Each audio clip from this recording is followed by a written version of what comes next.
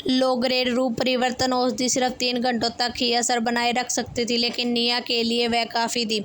सुविधा के लिए उसने एक लो ग्रेड इंटरस्पेशल रिंग भी खरीद ली। स्टोरेज रिंग स्टोरेज के काम के लिए होती थी। दिखने में वह बहुत ही आम अंगूठी जैसी लगती थी, मगर उसे इस्तेमाल करने के लिए एक खास तरीका अपनाना पड़ता था।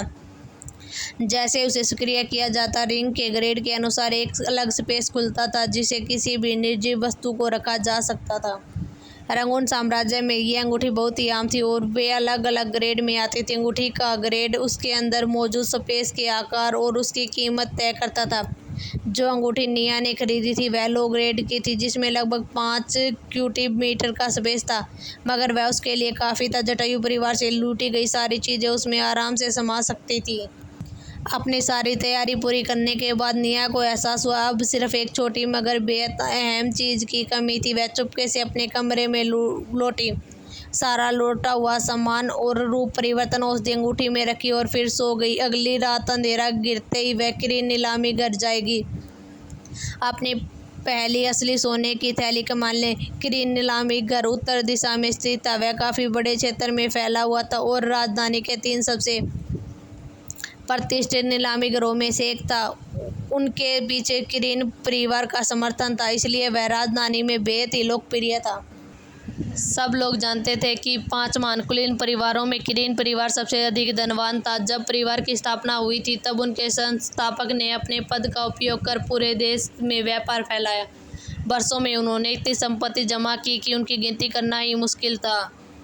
एक समय में यह अफवाह फैली कि किरीन परिवार का गोदाम राज्य के खजाने के बराबर है। रात उतर गई, उजाला चांद और आसमान में चढ़ गया। किरीन परिवार का नीलामी घर रोशनी से जगमगा रहा था।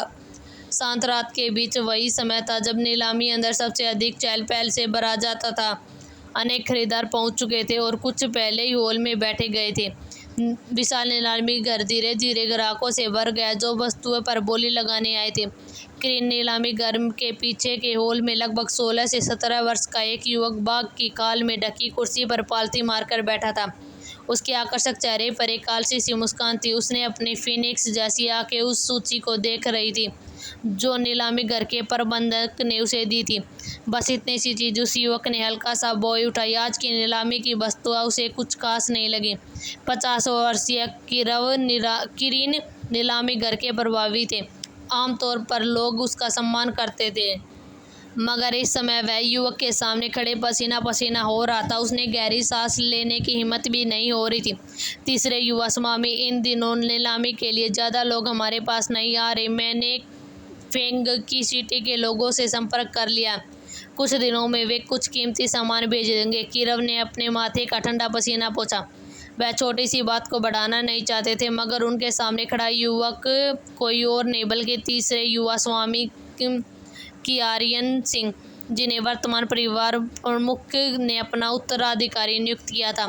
किरीन परिवार अपनी संपत्ति के कारण प्रसिद्ध था। हर परिवार प्रमुख को पद संभालने से पहले व्यापार में सफलता दिखानी होती थी। तीसरे युवा स्वामी अपनी पीढ़ी में सबसे सक्षम थे। मात्र 16 वर्ष की उम्र में उन्होंने अपने लिए भारी पूंजी जमा कर ली थी। कुछ ही वर्षों में उन्होंने रंगून साम्राज्य के उभरते हुए कई व्यापारों को भी अपनी रणनीति से मात दी थी। कई लोगों को आर्यन को पीछे 100 वर्षों में किरीन परिवार का नंबर 1 व्यापारिक प्रतिभाशाली मानते थे। कहा जाता था कि वह बेकार धातु के टुकड़ों को भी आसमान की कीमत पर बेच सकता था। तो क्या होगा जब निया और उसकी मुलाकात होगी? सड़े हुए को जादू में बदल देना, यह मुहावरा पूरी तरह से बताता था कि आर्यन किस तरह परिवार का व्यापार संभालते थे।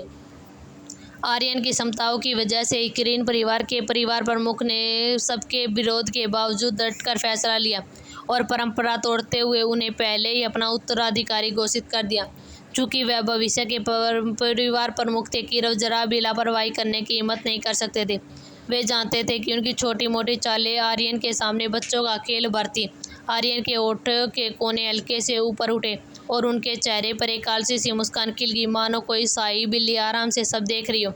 कम से कम तुमने फेनाकी शहर के लोगों से संपर्क करने के बारे में सोचा, इतना तो ठीक किया। उन्होंने किरव को और मुश्किल में डालने का इरादा नहीं किया, बस हाथ में हल्के से जाने का इशारे का संकेत दिया। यहाँ मौजूद नीलामी घरों में किरीन नीलामी घर बाजार में सबसे बड़ी हिस्सेदारी थी। इसकी वजह सिर्फ किरीन परिवार की प्रतिष्ठा नहीं बल्कि वे अनोखी वस्तुएं भी थी जो यहाँ नीलामी के लिए आती थी। ऐसी चीज़ जो वाकई नीलामी घरों में शायद ही कभी दिखती थी।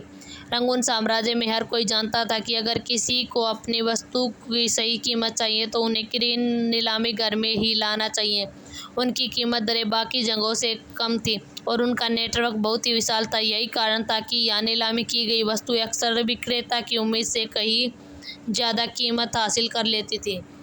तीसरे युवा सरकार, आपकी प्रशंसा के लिए धन्यवाद। कीरव ने घूंट भरा। सामने खड़ा युवक सिर्फ 16 वर्ष का था, लेकिन उसका दबाव किरीन परिवार के प्रमुख से जरा भी कम नहीं था। सौभाग्य से दरवाजे पर दस्तक ने वह दबाव तोड़ दिया जो लगभग कीरव का दम घोट रहा था। अंदर आ जाओ, आर्यन ने कहा। दरवाजा खुला। नीलामी घर का एक सेवक अंदर आया और आदरपूर्वक बोला। तीसरे युवा स्वामी को सूचित करता है कि एक छोटा ग्राहक आया है। वह कुछ वस्तुओं को एक बैच नीलामी के लिए देना चाहता है। छोटा ग्राहक, आर्यन ने हल्का सा बोझ उठाया और मुस्कुराया। ग्राहक है तो अंदर लाओ। तीसरे युवा स्वामी कीरव चौंक गया। क्या तीसरे युवा स्वामी स्वयं उस ग्राहक से मिलना चाहते हैं? आर्यन ने उन्हें एक नज़र देखा और कीरव ने आगे एक शब्द भी कहने की हिम्मत ही नहीं की। निया किरीन नीलामी घर में प्रवेश द्वार पर खड़ी थी। सेवक के दूर जाते ही उसने अनायास अपने चेहरे को छुआ, जो अब किसी के लिए भी पहचान से परे था। उसने जो लोग रेड रूप परिवर्तन औषधि खरीदी थी उसका असर उम्मीद से ज़्यादा अच्छा था। हालांकि उसकी अवधि थोड़ी कम थी जितनी वह चाहती थी, उससे कम, फिर भी उसके काम के लिए बिल्कुल सही था। 3 घंटे उसके लिए पर्याप्त थे, वस्तुएं सौंपने के लिए भी और औपचारिकताएं पूरी करने के लिए भी। अगर अवधि ज़्यादा होती तो उसे समझ नहीं आता कि वह अब उसी बेस में जटायु परिवार के घर कैसे लौटती।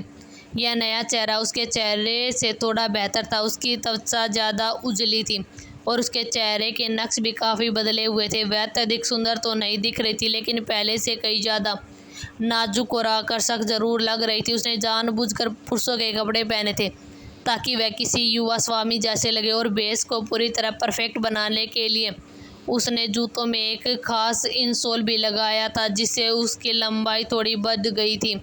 यह चीज़ उसके पिछले ज़्यादा सभ्य मॉडर्न दुनिया में ईजाद हुई थी और इस समय बेहद काम आ रही थी। कुछ ही देर में सेवक वापस लौटा और उसने पीछे के हॉल में चलने का निमंत्रण दिया ताकि वह अपने काम की बात कर सके।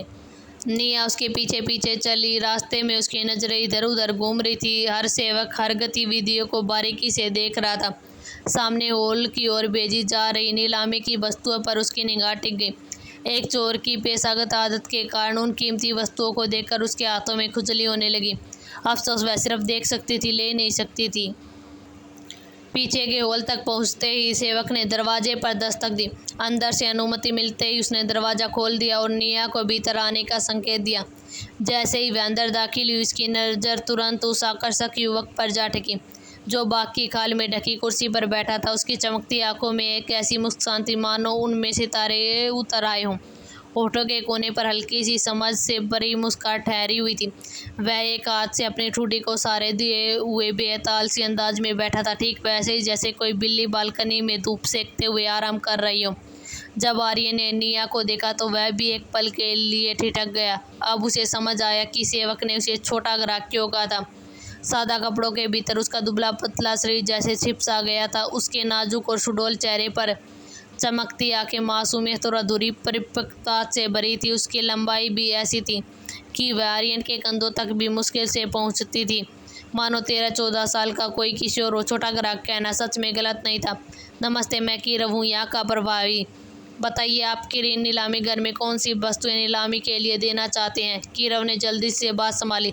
वह इतनी मामूली बात के लिए आर्यन को कष्ट नहीं देना चाहते थे, इसलिए खुद ही आगे बढ़कर ग्राहक से बातचीत करने लगे। मेरे पास कुछ गहने और सोने की वस्तुओं का एक बैच है जिन्हें मैं आपके यहाँ नीलामी के लिए बेचना चाहता हूँ। उसके लिए मुझे कौन सी प्रक्रिया से गुजरना होगा? निया को अजीब सा एहसास हो रहा था कि सामने खड़ा मध्यम आयु का व्यक्ति स्थिर और अनुभवी लग रहा है, मगर उसे साफ महसूस हो रहा था कि असली अधिकार उस युवा व्यक्ति के पास है जो बगल में चुपचाप बैठा था। कीरव मुस्कुराए। आपके पास किस तरह के सोने के सामान और गहने हैं? लगता है आप पहली बार हमारे किरीन नीलामी घर आए हैं, इसलिए यहाँ के नियमों से परिचित नहीं है। हमारा नीलामी घर सामान्य सोने की वस्तुओं और गहनों की नीलामी बहुत कम करता है। हम केवल तब अपवाद मनाते हैं जब वस्तु असाधारण रूप से मूल्यवान हो। क्रीन नीलामी घर का स्तर क्या था? अगर कोई भी साधारण वस्तु या नीलामी के लिए लाई जाने लगी तो उनका व्यापार 10 गुना बढ़ा देने की जगह कम पड़ जाएगा।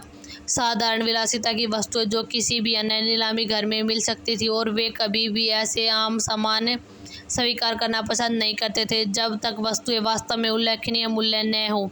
वे सामान्य परिस्थितियों में उन्हें स्वीकार नहीं करते थे, वरना वे राजधानी के 3 सबसे बड़े नीलामी घरों में से एक कैसे बन पाते। निया एक पल के लिए चुप रह गई। सच कहे तो उसे क्रीन नीलामी घर के नियमों की जानकारी नहीं थी। उसने तो जो सामान चुराया था वह चुपचाप और कारीगरी के हिसाब से अच्छा जरूर था, लेकिन यहाँ के मूल्यांकन मानकों के बारे में उसकी कोई अंदाजा नहीं था। यह मुझे खुद भी ठीक से नहीं पता, आप देख लीजिए। ज़्यादा सोचना उसे पसंद नहीं था। उसने अपनी उंगली में पहनी अंगूठी शुक्रिया की और उसके भीतर का रखा सारा सामान बाहर उड़ेल दिया। कीरव को शुरू में लगा था कि वह छोटा सा ग्राहक ज़्यादा से ज़्यादा 1-2 वस्तुएं लाया होगा और वह भी उसके हिसाब से ठीक ठाक होता, लेकिन जैसे अंगूठी से सोने की वस्तुएं और गहने झरने की तरह बाहर गिरने लगे और ज़मीन पर एक छोटा सा ढेर बन गया, कीरव की आंखों में साफ झटका दिखाई दिया। इतनी मात्रा में सोने का सामान और गहने, चाहे उनकी गुणवत्ता और औसत भी होती, तो फिर भी नीलामी में एक बड़ी रकम ला सकते थे। जब उन्होंने अपनी तेज नज़र से उन वस्तुओं को परखा तो उन्हें तुरंत कुछ ऐसे सोने के आभूषण पहचान में आए जो प्रसिद्ध कारीगरों की उत्कृष्ट कृतियाँ थीं। बाकी वस्तुएं भी उच्च गुणवत्ता की थी और कई तो टॉप स्तर की भी कही जा सकती थी। उन्हें बिल्कुल भी उम्मीद नहीं थी कि साधारण सा दिखने वाला यह छोटा सा ग्राहक है इतनी मात्रा में विलासिता की वस्तुएं निकाल देगा। स्थिति ने उन्हें सचमुच स्तब्ध कर दिया था। आगे इस कहानी में क्या होगा जानने के लिए बने रहिए मेरे साथ और सुनिए मेरी इस दिलचस्प कहानी को।